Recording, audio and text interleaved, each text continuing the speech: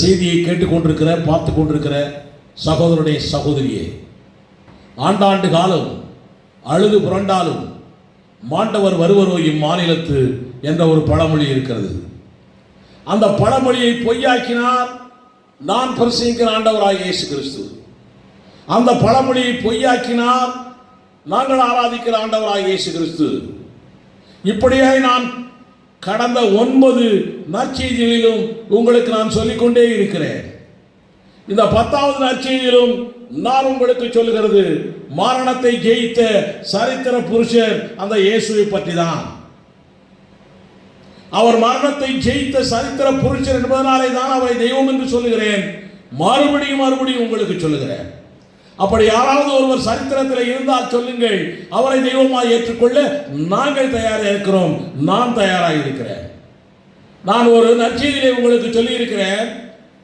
ஒரு டாக்டராக இருக்கிறவர் பாடுகிறார், தன்னுடைய மனைவி மரித்து போன பிற்பாடு எலும்புக்கும் சதைக்கும் மருத்துவம் கண்டேன், இதற்கு ஒரு மருந்தினை கண்டேனா, இருந்தால் அவளை எரியும் நெருப்பில் தன்னந்தனியை விடுவேனா என்று பாடிக்கொண்டிருக்கிறார். ஆக மரணத்தை ஜெயிக்கத்தக்கதான மருந்தை மனிதனால் கண்டுபிடிக்க முடியவில்லை. மரணத்தை மனிதன் ஜெயிக்க முடிக்கத்தக்கதான மருந்தை ஒருவனால கண்டுபிடிக்க முடியாது. அந்த மரணத்தை ஜெயித்தவர் நாம் பிரசங்கிக்கிற ஆண்டவராகிய இயேசு கிறிஸ்து. ரத்தம் சிந்தி மரித்து உயிர்த்தெழுந்த இயேசு கிறிஸ்து நம்மை ரட்சித்தார் என்று நான் சொன்னேன். பாவஜாதியும் தேவஜாதிக்கு கொண்டு வந்தார் என்று சொன்னேன். இருளிலிருந்து வெளிச்சத்தை கொண்டு வந்தார் என்று நான் சொன்னேன். நமக்கு விடுதலை கொடுத்தார் என்று சொன்னேன். நாம் இழந்ததை, பிசாசின் கையில் இருந்த அதிகாரங்களை எல்லாம் மீட்டெடுத்து நமக்கு கொடுத்தார் என்று சொன்னேன். அது மட்டுமல்ல, பிசாசின் கிரியைகளை, பிசாசு மனிதர்கள் மேலே செய்யக்கூடிய தீமையான காரியங்களை அவர் அழித்தார், ஒழித்தார்.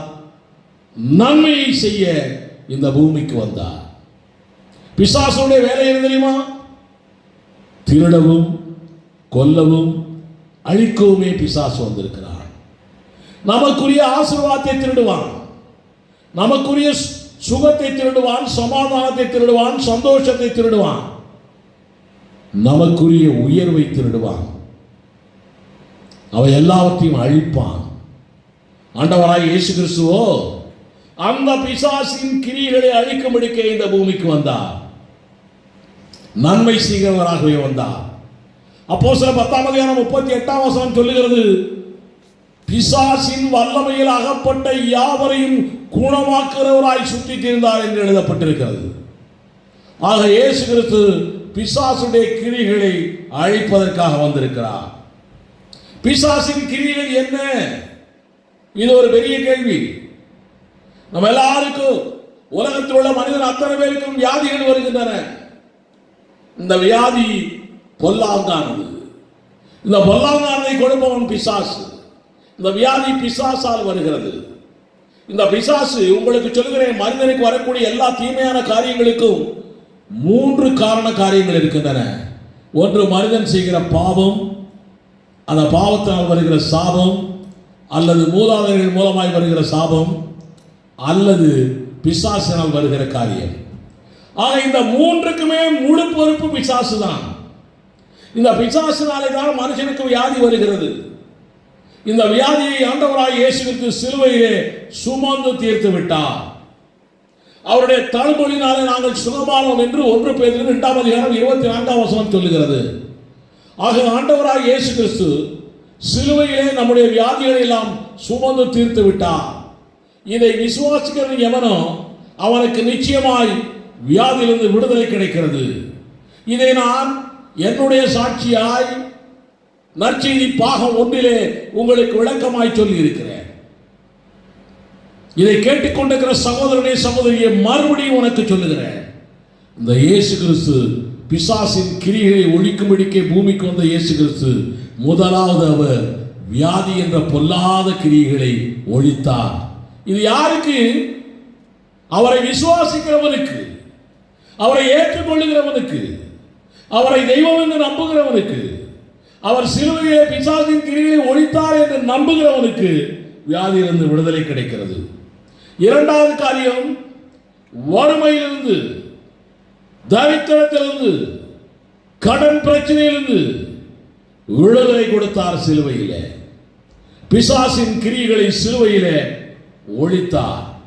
வறுமை என்ற கிரியை, தரித்திரம் என்ற பிசாசின் கிரியை, கடன் பிரச்சனை என்ற பிசாசின் கிரியை ஒழித்தார், ஜெயித்தார், உனக்கு கொடுத்திருக்கிறார். வேதம் சொல்லுகிறது, அவர் ஐஸ்வர்ய சம்பூர்ணர், அண்ட சராசரங்களையும் படைத்த ஆண்டவர். இந்த தேவன் இந்த பூமியிலே தரித்திரராய் தச்சன் மகனாய் பிறந்தார். ஏன் தெரியுமா? தரித்திரராய் இருக்கக்கூடிய நாம் எல்லாரும் ஐஸ்வர்யவான்களாய் மாற வேண்டும் என்பதற்காக, நாம் எல்லாரும் ஐஸ்வர்யவான்களாய் மாற வேண்டும் என்பதற்காக மாத்திரமே அவர் தரித்திரராய் பிறந்திருக்கிறார். நிறைய பேர் சொல்லிக் கொண்டிருப்பார்கள், ஐஸ்வர்யவான் எல்லாம் ஆகக்கூடாது என்று சொல்லி, ஐஸ்வர்யவான் எல்லாம் பரலோகத்திற்கு போக மாட்டான் என்றெல்லாம் சொல்லிக் கொண்டிருப்பார்கள். நான் உங்களுக்கு சொல்லுகிறேன், 2 கொரிந்தியர் 8:9 விசுவாசித்து பாருங்கள். உங்களை ஐஸ்வர்யவானாய் மாற்ற வேண்டும் என்பதற்காகவே அவர் தரித்திரராய் பிறந்திருக்கிறார். நீ ஐஸ்வர்யவானாய் மாற வேண்டும் என்பது தேவனுடைய சித்தம். ஆனால் உனக்கு ஐஸ்வர்ய இச்சை இருக்கக்கூடாது என்பதும் தேவனுடைய சித்தம். மூன்றாவது காரியம் சொல்கிறேன், இந்த பிசாசானவன் அவன் டெத் ஆபீசர், மரணத்துக்கு அதிகாரி. அவன் ஆண்டவராகிய இயேசு கிறிஸ்து லைஃப் ஆபீசர், ஜீவனுக்கு அதிகாரி. மரணத்துக்கு அதிகாரியை சிலுவையிலேயே ஜீவனுக்கு அதிகாரியாக இயேசு கிறிஸ்து தோற்கடித்து விட்டார். இதனாலே மரண பயத்தினாலே தினந்தோறும் மடிந்து கொண்டிருக்கிற இந்த உலக மக்களுக்கு, உனக்கும் எனக்கும் மரண பயத்திலிருந்து விடுதலையை கொடுத்திருக்கிறார் இந்த ஆண்டவராகிய இயேசு கிறிஸ்து. இந்த இயேசு கிறிஸ்துவை ஏற்றுக்கொண்டு பாருங்கள். இந்த இயேசு கிறிஸ்துவை உங்கள் தெய்வமாக ஏற்றுக்கொண்டு பாருங்கள். மரணத்தை பற்றிய பயமே உங்களுக்கு இருக்காது. இது தேவன் சிலுவையிலே செய்த காரியம். இது தேவன் இந்த பூமிக்கு வந்து பிசாசின் கிரியைகளை அழித்த காரியம். உங்களுக்கு தெரியுமா, இன்றைக்கு உலகத்திலேயே சமாதானம் இல்லாமல் இருக்கிறது. எங்கு பார்த்தாலும் தீவிரவாதம், பயங்கரவாதம், நக்சலைட்டுகள், பலதரப்பட்ட காரியங்கள் நடந்து கொண்டிருக்கின்றன. எங்கு பார்த்தாலும் என்ன ஆகுமோ ஏதாகுமோ என்றுதான் நினைத்துக் கொண்டிருக்கிறார்கள். சமாதானம் இல்லை, சந்தோஷம் இல்லை.